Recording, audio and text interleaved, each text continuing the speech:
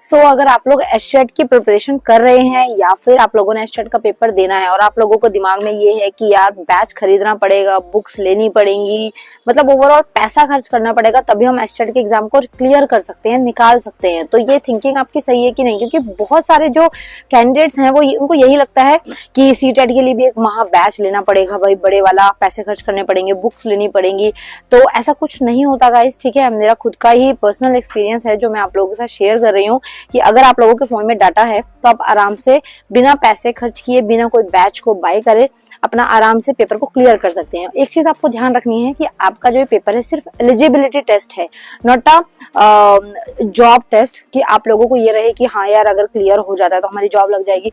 तो आप लोगों को क्योंकि हमें पता है हम लोग ना मिडिल क्लास फैमिली से बिलोंग्स करते हैं, हम लोगों के पास इतना पैसा नहीं है कि हम लोग इन चीजों में इनको करते रहें। हाँ आई नो कि जहां पर इंपॉर्टेंट है वहां पर तो पैसा लगाना पड़ता है क्योंकि उसी से रिजल्ट निकलेगा, बट इन कंक्लूजन कि अगर आप लोगों को ऐसा लगता है कि हाँ वो चीज बिना पैसों के हो रही है, then why not you don't do this. तो आप लोगों को वो क्यों नहीं चीज करते हो? तो आप लोगों को उस चीज को ट्राई करना चाहिए। मैं आप लोगों को जनरली अपना एक्सपीरियंस बता देती हूँ कि अगर आपके फोन में डाटा है, एक अनलिमिटेड डाटा पैक करवाओ, 300-400 का पड़ता है, उससे आप बहुत सारी और चीजें भी कर सकते हो। अगर आप फोन यूज करते हो तो ऑफकोर्स आपके फोन में डाटा पैक तो हो गई, वहां से आप लोग अपना जस्ट सिलेबस को कैरी ऑन करिए।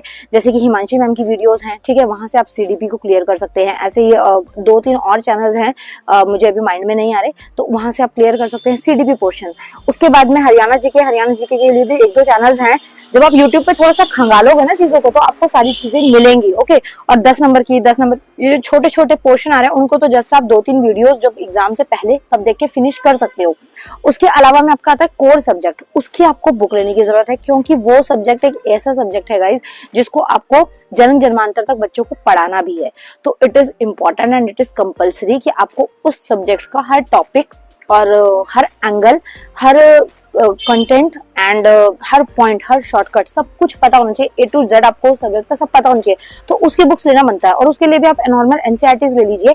जैसे मैथ्स आपके पास, तो अगर आप टीजीटी मैथ्स की तैयारी कर रहे हैं तो आप 6, 7, 8 की मैथ्स ले लीजिए, 9, 10 की गाइड्स आते हैं उनसे प्रिपरेशन कर लीजिए। ऐसे पीजीटी लेवल पे है तो उसके लिए कर लीजिए। और सबसे बेस्ट होता है ट्यूशन। अगर आप ट्यूशन पढ़ा रहे हैं तो आपकी प्रिपरेशन वैसे ही हो जाती है साथ साथ, ठीक है। तो उस चीज को आप थोड़ा सा देख सकते हैं। अदरवाइज आपको ये फालतू फंड में खर्च करने की जरूरत नहीं है, आप नॉर्मली भी इन पेपर्स को क्लियर कर सकते हैं।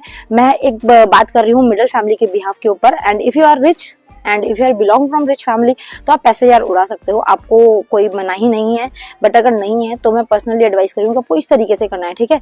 एंड ऑफ कोर्स पेपर निकल जाता है, इतनी ज्यादा बिग डील नहीं है, और ऐसा नहीं आपको फुल ऑन टू फुल लेने, जस्ट कट ऑफ ही क्लियर करनी है गाइस, ओके, ठीक है।